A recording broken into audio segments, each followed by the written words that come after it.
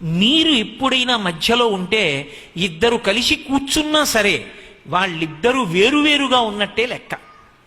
అందుకే రేపు ఏదో తెల్లవారుజామున 2 గంటలకి పెళ్లి, ఇవాళ రాత్రి పెళ్లి కొడుకుని పెళ్లి కూతురిని కూర్చోబెట్టి అక్షతలు ఏమన్నారు అనుకోండి, అంతకన్నా అన్యాయమైన విషయం ఇంకోటి ఉంటుందా?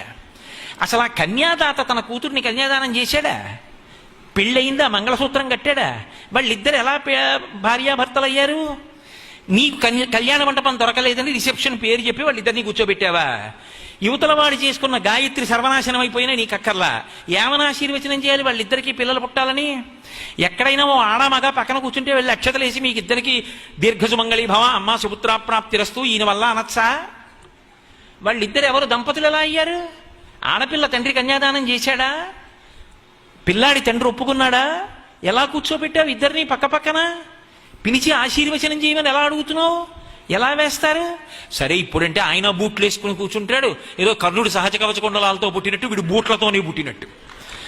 ఆ రోజున మాత్రం ప్రత్యేకం కోట్ వేసుకుంటాడు, కోట్ వేసుకుని బూట్లు వేసుకుని వాడు కూర్చుంటాడు. వాడు ఎలా వాడికి అక్షతలు వేయడం? అసలు బూట్లు వేసుకున్న వాడికి అక్షతలు ఏమిటి?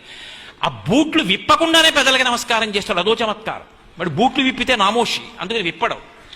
ఆ బూట్లతో నమస్కారాలు ఏమిటి? బూడిద ఆశీర్వచన విహ. ఎందుకు ఆ పెళ్లికి వెళ్ళడం? కాదు, కనీసం అలా